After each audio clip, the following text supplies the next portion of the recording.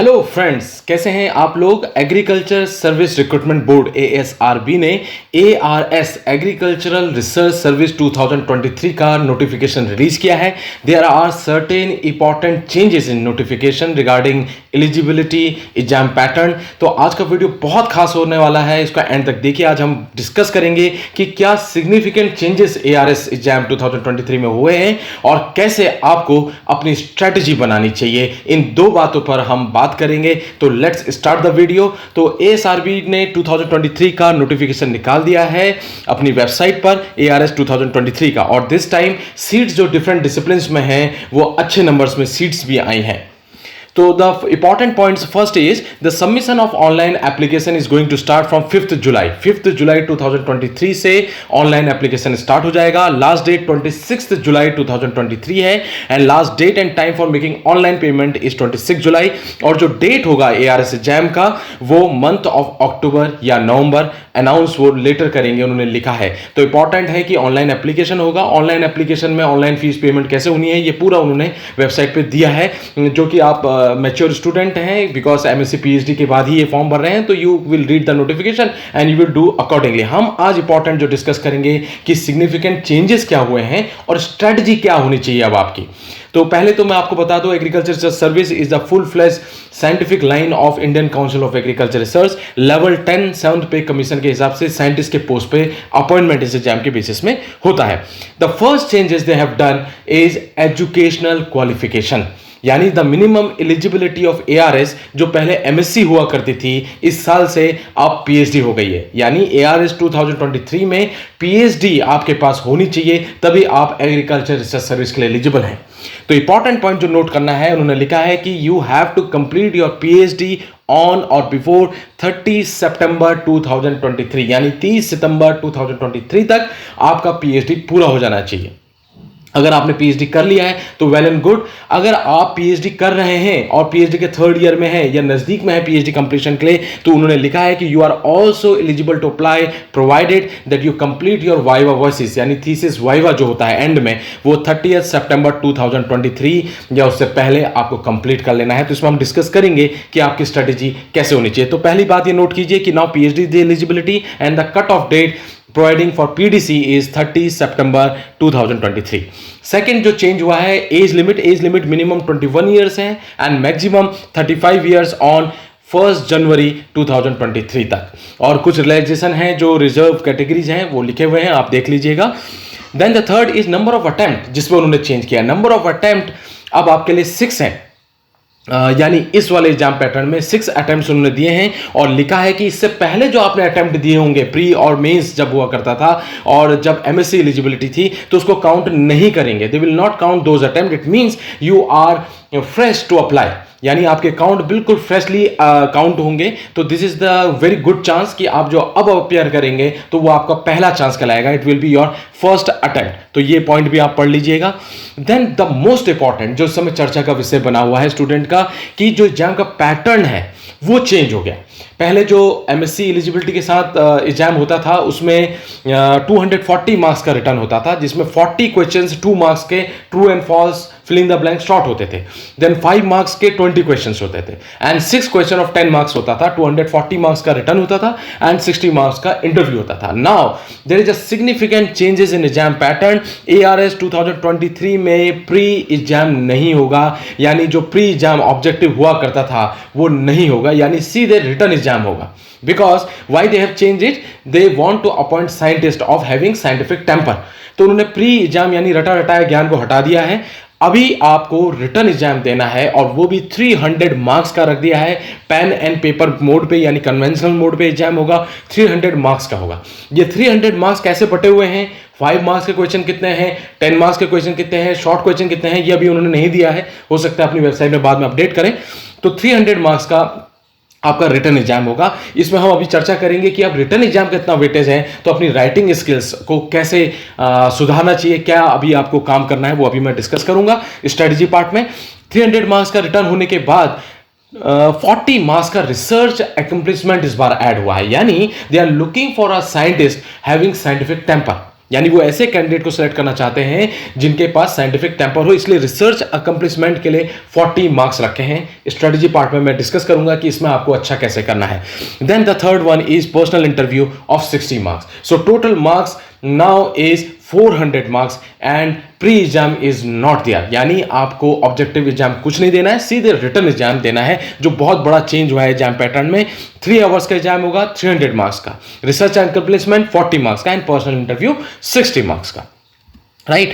And then जो research accomplishment है उसको किन भागों में बांटा गया है डिटेल में मैं अभी बताऊंगा आपको। रिसर्च पब्लिकेशंस, यानी आपके रिसर्च पेपर किन जर्नल्स में पब्लिश हुए हैं, नास रेटेड कितने हैं, इंपैक्ट फैक्टर जर्नल्स में कितने पेपर आपके पब्लिश हुए हैं, पॉपुलर आर्टिकल कितने हैं, बुक चैप्टर्स कितने हैं, पेटेंट अगर आपको कुछ मिला है अपने में, या कॉपीराइट मिला है, या डिजाइन मिला है, या ट्रेडमार्क मिला है, इसका उन्होंने इस पे पार्ट रखा है 40 मार्क्स का। एंड देन पर्सनल इंटरव्यू, जो कि आप जानते हैं मेरा एक डिटेल वीडियो भी है पर्सनल इंटरव्यू के लिए, मैं लिंक आपको डिस्क्रिप्शन बॉक्स में दे रहा हूं। और ये थोड़ी बात की बात है, जब आपका रिटर्न क्वालिफाई हो जाए तो इंटरव्यू के लिए तैयारी करने के लिए उस समय आप अपने को तैयार कर सकते हैं, राइट। वैकेंसीज जैसे कि मैं आपको स्क्रीन में दिखा रहा हूं, बहुत अच्छी वैकेंसीज आई है डिफरेंट डिसिप्लिन पे। एलिजिबिलिटी का जो एनेक्जर है वो भी आप देख लीजिए कि पीएचडी आपका उस डिसिप्लिन में है या नहीं, और सीट्स कितनी हैं, उस हिसाब से अपनी स्ट्रेटजी आप तय कर सकते हैं। Now coming to the most important part, जिसके लिए स्टूडेंट बड़ा रिक्वेस्ट कर रहे हैं कि sir what should be our strategy.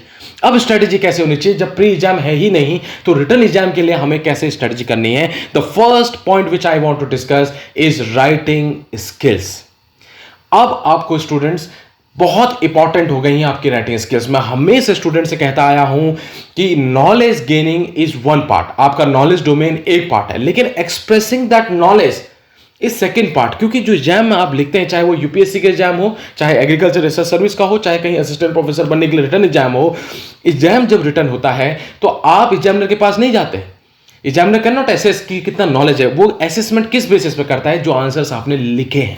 It means आपको कितना भी नॉलेज है, अगर आप उस नॉलेज को बयां करना, यानी एक्सप्रेस करने की विधा, एक्सप्रेस करने की जो टैलेंट है, जो राइटिंग स्किल्स है, वो अगर आपके पास नहीं है तो कहीं ना कहीं बहुत अच्छा नॉलेज होते हुए भी आप पीछे रह जाते हैं। So important in this exam will be your writing skills, how you right, how you attempt an answer. तो मैं आपको सजेस्ट करूंगा, 3 आवर्स का पेपर है, 300 मार्क्स का, इट मींस राइटिंग स्किल्स आपकी बहुत अच्छी होनी चाहिए। 60% नॉलेज एंड 40% राइटिंग स्किल्स का रेशियो होता है किसी भी सक्सेसफुल एग्जाम में। इसका आप चाहे कोई भी स्टूडेंट को देखिए, राइटिंग स्किल्स की वो बहुत प्रैक्टिस करते हैं, इसलिए यूपीएससी एस्पिरेंट टेस्ट सीरीज लिखते हैं, अपनी राइटिंग स्किल्स पे ध्यान देते हैं। Now the structure of answer will be 5 marks 10 marks. However अभी नोटिफिकेशन में लिखा नहीं है कि 300 मार्क्स का कैसे डिस्ट्रीब्यूशन होगा। Obviously there will be questions of 5 marks also, 10 marks also, short question also, written exam होना है। तो the first point will be your speed, accuracy and writing. ठीक है, आपको स्पीड भी करनी है क्योंकि 3 आवर्स में 300 मार्क्स का क्वेश्चन पेपर अटेंड करना है, एक्यूरेसी भी होनी चाहिए, टू द पॉइंट आंसर होना है, और आपकी राइटिंग स्किल्स भी होनी चाहिए। तो अब राइटिंग स्किल्स कैसे होनी चाहिए? First thing is you have to make your answer attractive, to the point, जो पूछा गया है उसी का आंसर आपको देना है। जो अभी मैं एक special video, short video effective answer writing में बना दूंगा आपके लिए, मेरे ही चैनल में आपको मिलेगा, इसलिए मेरे चैनल में बने रहिएगा। और उसमें मैं एग्जाम्पल्स भी आपको दिखा दूंगा, अपना एक आंसर, मॉडल आंसर बना के आपको दिखा भी दूंगा कि आंसर कैसे लिखने चाहिए। It should have a background. Start जब आंसर करें, little bit of background of what is being asked in the question, then the body, उसको एक्सप्लेन करें, फ्लो डायग्राम बनाएं, है ना, चार्ट्स बनाएं, ग्राफिक्स बनाएं, टेबल बनाएं, देन आप उसमें एग्जाम्पल्स दें, केस स्टडी दें, ब्लैक एंड ब्लू पेन का इस्तेमाल करके एक बैलेंस्ड आंसर बनाएं, टू द पॉइंट। इसकी प्रैक्टिस आपको करनी पड़ेगी, राइट। इसके लिए अभी आपकी स्ट्रैटेजी क्या होनी चाहिए? You have to practice. अगर आपने पीएचडी कर ली है और आप इसी एग्जाम के लिए तैयारी कर रहे हैं, तो जितना समय आपके पास है, मैं आपको सजेस्ट करूंगा कि आप अपना सिलेबस डाउनलोड कर लीजिए। सिलेबस में से सारे इंपॉर्टेंट टॉपिक्स को अंडरलाइन कर लीजिए। कुछ नोट्स आपके पास ऑलरेडी बने हुए होंगे, कुछ नोट्स नहीं बने होंगे। मैं आपको सजेस्ट करूंगा कि इंपॉर्टेंट टॉपिक्स का लिस्ट बना लीजिए और इंपॉर्टेंट टॉपिक्स में A4 शीट लेके टू द पॉइंट आंसर लिखना शुरू कीजिए, so that it will help at the time of revision also. For example 15 days are remaining for your exam, 15 दिन में फटाफट अपने A4 शीट से रिवीजन करना भी आसान होगा। और जब आप ये नोट्स मेकिंग की प्रोसेस में रहेंगे तो आपकी राइटिंग स्किल्स भी बहुत इंप्रूव हो जाएंगे। आप देखेंगे कि आपकी स्पीड बन जाएगी और वो कॉन्टिन्यूटी आप एग्जाम हॉल तक जाएंगे तो बनी रहती है। अदरवाइज अगर आप बिल्कुल नहीं लिखेंगे, पेन नहीं चलाएंगे, केवल रट्टा मारते रहेंगे, याद करते रहेंगे, तो आप देख लीजिएगा 3 आवर्स में 300 के पेपर में आपका हाथ उतनी इफेक्टिव तरीके से चलेगा ही नहीं. So practice is the key to success this time. And those who have already made notes, I will again suggest that make important notes again make one A4 sheet of important topics का बना लीजिए. सारे topics का नहीं भी बनाते, लेकिन important topics का A4 शीट में फिर से बनाइए, ताकि आपकी लिखने की जो हैबिट छूट जाती है वो फिर से रिजुविनेट हो सके.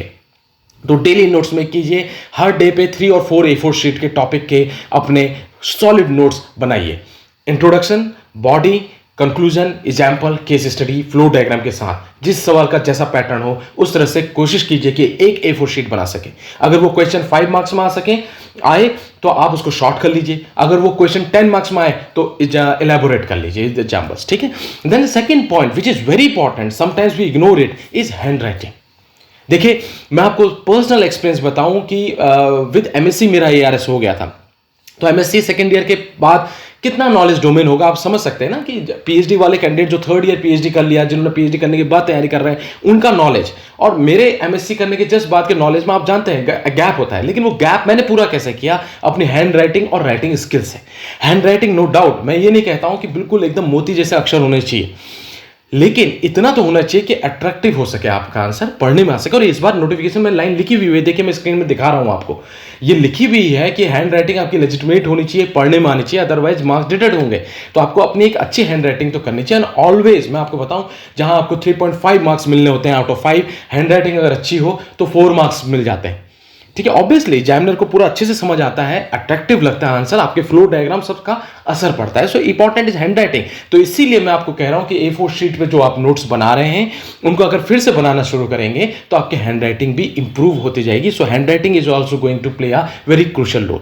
सो it's very important to make use of black and blue pen का एक बैलेंस इस्तेमाल कीजिए. आंसर राइटिंग में जो बॉडी होती है, introduction, body, conclusion, case study, जो मैं एग्जाम्पल कह रहा हूं उसका सेपरेट वीडियो बना के मैं चैनल में डालूंगा और उसमें आपको एग्जाम्पल्स दिखा दूंगा, तो उससे आपको क्लैरिटी हो जाएगी कि किस तरह से अट्रैक्टिव आंसर्स बनाए जा सकते हैं. तो अभी आपके लिए जो इस पॉइंट से स्ट्रेटजी बनती है वो ये कि प्रैक्टिस कीजिए एवरीडे 2 to 3 4 A4 शीट्स पे अपने नोट्स फिर से बनाइए. अगर आपने बना लिए कोई बात नहीं, लेकिन फिर से बनाइए, क्योंकि राइटिंग स्किल्स पे इस बार एग्जाम पूरा निर्भर करता है. 300 मार्क्स का लिस्ट बना लीजिए इंपॉर्टेंट टॉपिक्स की और उसमें अपने A4 सॉलिड नोट्स बनाने की प्रैक्टिस कीजिए. This is very important strategy which is going to help you a lot in this examination. Second point आता है जिसपे स्टूडेंट्स कह रहे हैं कि रिसर्च अकम्प्लिशमेंट जो ऐड हो गया उसको कैसे करें. तो सबसे पहला, जो आपका PhD रिसर्च से पेपर निकले तो कोशिश कीजिए कि आपके पास पब्लिकेशन हो, पेपर्स और रिसर्च पेपर हो इन नॉन रेटेड जर्नल और 6 and above non rated journals पे हो, इंपैक्ट फैक्टर जर्नल्स में हो, तो बहुत अच्छी बात है. तो जो लोग अपियरिंग हैं और जिनको लगता है कि हम 30 सितंबर 2023 तक अपना वाइवा करवा लेंगे, तो ये टाइम जो मिला है आपको, अगर आपके पेपर पाइपलाइन में है, कहीं आपने भेजे हैं, तो उनके प्रोसेस पे लगिए. अगर सबमिट नहीं किया है तो जल्दी से पेपर बना के सबमिट कीजिए. एक्सेप्टेंस के लिए कोशिश कीजिए, अच्छा पेपर अच्छे जर्नल में डालने के लिए कोशिश कीजिए. So research paper is going to give you good marks in this 40 marks. Second is popular articles, जो मुझे लगता है however they have not written, केवल उन्होंने लिखा है कि रिसर्च अकम्प्लिशमेंट में copyright, patent and publications. Now publication जब हम कहते हैं तो उसमें रिसर्च पेपर भी आते हैं, पॉपुलर आर्टिकल्स भी आते हैं, बुक चैप्टर्स भी आते हैं. तो अगर पॉपुलर आर्टिकल्स आपके पास नहीं है तो कोशिश कीजिए कि कुछ पॉपुलर आर्टिकल्स हो जाए. There are very good magazines, जैसे ICR की फल फूल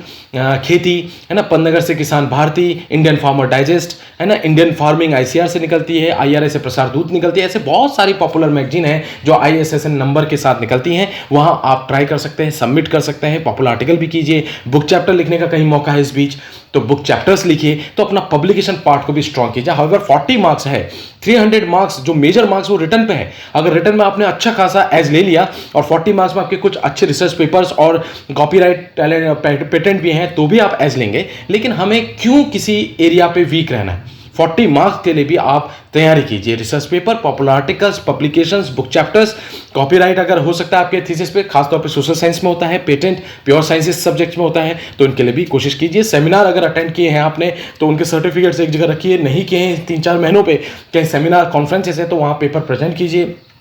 बेस्ट पेपर अवार्ड के लिए कोशिश कीजिए, मेहनत कीजिए. तो इस एरिया पे भी सजग रहने की जरूरत है. देख लीजिए अभी तक आपने के पास कितना पब्लिकेशन है, कितना सेमिनार अटेंडेड है, कितना पॉपुलर आर्टिकल है, लिस्ट बना लीजिए. कहीं अगर कमी लगती है तो ये 3-4 महीने का जो गैप है, इस बीच कोई अपॉर्चुनिटी है तो उसे जरूर ग्रैब करें. Then the third is appearing student. Now appearing students are in confusion. कि हम पीएचडी पे कैसे अपना काम जल्दी जल्दी करें और कैसे एआरएस के लिए तैयारी करें. So now for them is you should have to make a proper balance between your PhD work and preparation. ठीक है, प्रिपेयर करना. अभी देखिए, आपको याद करने वाला जो पार्ट होगा, रिटन एग्जाम से एक महीना पहले भी अगर बैठेंगे याद करने के लिए तो एक महीने में बहुत कुछ याद कर सकते हैं, जिसको लिटरली हम हिंदी शब्दों में कहते हैं रट्टा मारना, कर सकते हैं. लेकिन ये जो टाइम है, मैं आपको सजेस्ट करूंगा कि इंपॉर्टेंट सिलेबस डाउनलोड करके इंपॉर्टेंट टॉपिक्स की लिस्ट बना लीजिए, उस पर A4 शीट के नोट्स तैयार कर लीजिए. ये टाइम अभी बहुत क्रूशियल है कि अपना नोट्स रेगुलर बेसिस पे बनाते रहिए. और साथ में दिन भर जो टाइम मिल रहा है पीएचडी रिसर्च को तेजी से आप ले जाएं. अगर आपको लगता है कि 30 सितंबर 2023 तक आपका थीसिस वाइवा होने के हो सकता है, इतना आपका रिसर्च वर्क हो गया है, qualifying, pre qualifying, major, minor, अगर ये सब हो गया है और 3-4 महीने में आपको लगता है कि थीसिस थोड़ा सा मेहनत करके, थोड़ा एक्स्ट्रा एफर्ट करके थीसिस सबमिट कर सकते हैं, तो जरूर आप फॉर्म भर के अटेम्प्ट कीजिए. थोड़ा सा मेहनत आपको in comparison to those who have already submitted their PhD ज़्यादा मेहनत करनी पड़ेगी, लेकिन परिश्रम का कोई सब्स्टिट्यूट नहीं है. Hard work has no substitute. तो थोड़ा एक्स्ट्रा एफर्ट तो लेना पड़ेगा क्योंकि आप अपेयरिंग स्टूडेंट हैं. ठीक है, तो असेस योरसेल्फ. सबसे पहले आप पीएचडी की अपनी प्रोग्रेस को असेस कीजिए कि आपकी पीएचडी में अगर आप थोड़ा एनर्जी डालें, मेहनत करें, तो क्या 30 सितंबर 2023 तक पीटीसी ले पाएंगे. और आपको लगता है यस मैं कर सकता हूं, थोड़ा सा मुझे एक्स्ट्रा एफर्ट करना पड़ेगा, सो why not, go for it. Make a balance between research and study. List down the steps, qualifying, viva, thesis submission. इसके फटाफट एक चेकलिस्ट बना लीजिए और तुरंत लग जाइए कि फटाफट कैसे कैसे हो सकता है without compromising the quality of your research. है ना, मेट्रिकुलस प्लानिंग एंड एग्जीक्यूशन आपको चाहिए, क्योंकि आपको दो चीजों पर बैलेंस बनाना है, अपने पीएचडी रिसर्च वर्क पे एंड ऑल्सो एआरएस प्रिपरेशन पे. और पीएचडी रिसर्च वर्क स्ट्रॉन्ग करेंगे, पब्लिकेशन वाला पार्ट स्ट्रॉन्ग करेंगे तो 40 मार्क्स भी आपका अच्छा हो जाएगा. और थोड़ा रोज 2-3 घंटा आवर्स अगर आप एआरएस प्रिपरेशन मेंस को भी के लिए आप अगर नोट्स बनाना शुरू करेंगे तो आपका वो भी अच्छा हो जाएगा. लेकिन अपियरिंग स्टूडेंट के लिए चैलेंज है कि you have to do double hard work as compare to those who have already completed their PhD. तो ये चैलेंज तो लेना पड़ेगा, right. Then the fourth strategy is motivation and target. Target होना चाहिए. अगर आपको 30 सितंबर 2023 तक पीएचडी पे पीटीसी लेना है तो वो भी एक टारगेट है. 9 अक्टूबर नवंबर में जो एआरएस मेंस होगा उसमें 300 में से अच्छे मार्क्स लेने हैं, रिसर्च अकम्प्लिशमेंट 40 में अच्छा मार्क्स करना है. तो टारगेट तो रखना पड़ेगा, मोटिवेशन बना के रखना पड़ेगा, सेल्फ इंड्यूस्ड डिसिप्लिन बना के रखना पड़ेगा, क्योंकि डीमोटिवेटिंग फैक्टर्स हमारे आसपास बहुत होते हैं. कभी कभी आपका मन करेगा अरे यार पीएचडी ही इस बार कर लूं मैं आराम से, अगले साल देखा जाएगा. लेकिन अगर आपका इस वर्ष पे पीएचडी है कि आप कर सकते हैं थोड़ा एफर्ट लगा के, so why not to go for it. थोड़ा पेन होगा, थोड़ा हार्डवर्क होगा, पर इतिहास गवाह है बिना पेन बिना हार्डवर्क के जीवन में मिला भी क्या है, राइट. ब्लूप्रिंट अपना तैयार कीजिए. एक तरफ पीएचडी कैसे कंप्लीट करेंगे, एक तरफ एआरएस की तैयारी करेंगे. जिन्होंने पीएचडी कर ली है वो ब्लूप्रिंट तैयार कीजिए कि किन किन टॉपिक्स पर नोट्स बना के राइटिंग स्किल्स पर फोकस कैसे मैं इंप्रूव करूं. सिलेबस का एनालिसिस करना बहुत जरूरी है, because now the syllabus is revised. मैं आपको स्क्रीन में दिखा रहा हूं एएसआरबी वेबसाइट से. आप ये लेटेस्ट सिलेबस डाउनलोड कीजिए, इसको प्रिंट कीजिए और इसके सारे टॉपिक्स का कैटेगराइज कर दीजिए. क्या नया ऐड हुआ है देखिए, बुक्स सीनियर से गाइडेंस लेके नए सिलेबस के हिसाब से लग जाइए, कवर सब कीजिए, बिकॉज यू नेवर नो कौन सा सवाल कहां से उठेगा. पेपर कभी कभी बहुत इजी जनरल सा भी बन जाता है. स्टूडेंट बार बार कंप्लेन करते हैं कि सर बहुत जनरल पेपर था, पर जिन्होंने पढ़ा होता है, जिन्होंने अच्छा मेहनत किया होता है, उनका उस जनरल क्वेश्चन को अटेम्प्ट करने का तरीका भी अलग होगा. वो 4.5 आउट ऑफ 5 मार्क्स से लेके आएंगे. जिन्होंने नहीं पढ़ा है उनका अलग आंसर दिखेगा. सो पढ़ाई का हमेशा अंतर आता है, हार्डवर्क का हमेशा अंतर आंसर्स में रिफ्लेक्ट होता है. So you should do a critical analysis of the syllabus. Every topic पे अपना A4 शीट आपका रेडी होना चाहिए. उस A4 शीट में introduction, body, conclusion, case study और कोई रिसर्च पेपर से इंसाइट अगर लेना चाहें, कोई एग्जाम्पल कोट करना चाहें, कोई फ्लो डायग्राम हो, तो पहले से A4 शीट पर रेडी करिए ताकि आप एग्जाम में सीधे सो मगअप करें. और एग्जाम में अगर हूबहू सवाल आया है तो हूबहू रख लें, और अगर थोड़ा मॉडिफिकेशन इधर उधर का आया तो उसको मैनेज कर सकें, right. And continuity important is continuity. वो चाहे यूपीएससी का पेपर हो, एआरएस का पेपर हो. आपको कभी कभी जोश आता है, हम लोगों को स्टूडेंट्स को, तो हम पूरा हफ्ता पढ़ लेते हैं, फिर अगले हफ्ते पूरा कुछ नहीं करते. ऐसा नहीं. आप 3 घंटा पढ़िए, लेकिन रेगुलर कॉन्टिन्यूटी पे पढ़िए, तो उसका जो असर होगा, उसका जो आपकी पर्सनालिटी पे चेंज होगा, राइटिंग स्किल्स में जो फर्क पड़ेगा वो एक अलग होगा. So continuity is the key of success in written examination, जो मैं आपको बताना चाहता था. सो एआरएस तो समअप करें अगर हम, तो पीएचडी एलिजिबिलिटी हो गई है. 30 September 2003 is the cut off date. आप अगर अपियरिंग हैं तो एसेस कीजिए अपने को. अगर आपको लगता है आप तब तक पीटीसी आपको मिल जाएगा तो डबल मेहनत आपको करनी है एआरएस की तैयारी और अपना पीएचडी. और if you are pass out PhD student हो गए हैं, पीएचडी हो गई है, तो पूरा फोकस एआरएस में कीजिए, सिलेबस को ब्रेक डाउन कीजिए, राइटिंग स्किल्स पे स्पेशली फोकस कीजिए। मैं हमेशा एम्फेसिस देता हूं 60% knowledge domain plus 40% is your writing skills. Writing skills पे फोकस नहीं किया, केवल पढ़ते रह गए तो भी आपको अच्छे मार्क्स नहीं मिलेंगे। राइटिंग स्किल्स पे प्रैक्टिस करना बहुत जरूरी है। तो मिलते हैं अगले वीडियो पे, जिसमें मैं स्पेशली आपके लिए लाऊंगा कि how to make effective answers, because 300 marks question, 3 hours, speed, accuracy, to the point, validity, comprehension is needed. तो कैसे वो अपने आंसर्स पे लेके आए विद इन जैम्पस। तो बने रहिए मेरे चैनल पे, मिलते हैं अगले वीडियो पे। आप अपना बहुत ध्यान रखिए और अच्छे से मेहनत कीजिए। ये एक और मौका मिला है, so why not to grab it. Opportunity seldom knocks the door twice. So all the best. नमस्कार।